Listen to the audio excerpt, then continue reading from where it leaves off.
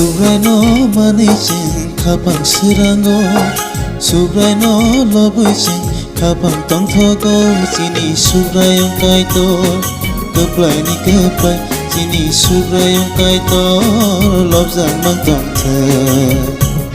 Subraino manichin kapang sirango Subraino lobichin kapang tong thogo Chini subrayong kaito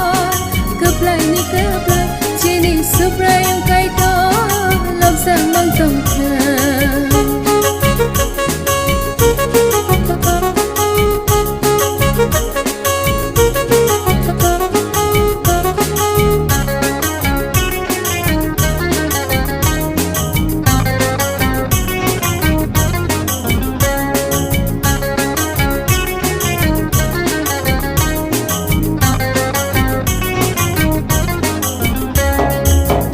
Sumsok hanyani bosi piyongai Hayam ni borong doflaro Pai di vitani Sisani sumsok hanyani bosi piyongai Hayam ni borong doflaro Pai di vitani Takuro Bakuro Pai bai di jishuo Takuro Bakuro Pai bai di jishuo Subrai jisho nanaring tongo Subrai jisho nanaring tongo Subrai no manichin kapang sirango Subrai no lobichin kapang tong thogo Chini subrayong kaito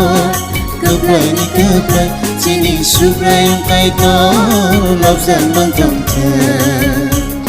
Subrai no manichin kapang sirango Subrai no lobichin kapang tong thogo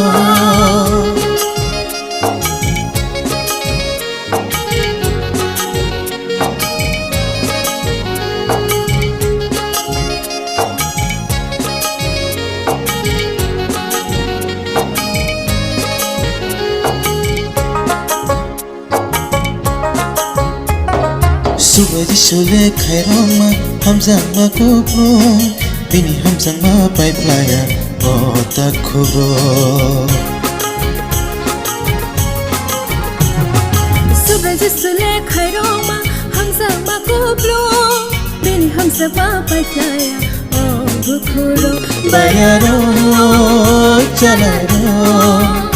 Hai bai di jishuo Bayaro chalaro Hai bai di jishuo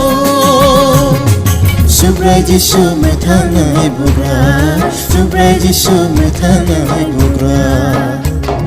Subrai no manichin kapang sirango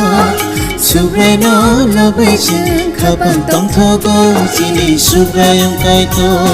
Keplay ni keplay Chini subrayong kaito Lobzang mang tong the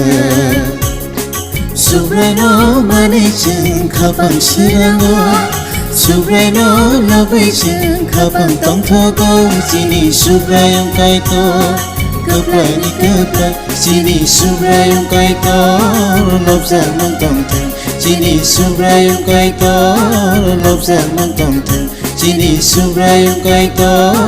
Lobzang mang tong the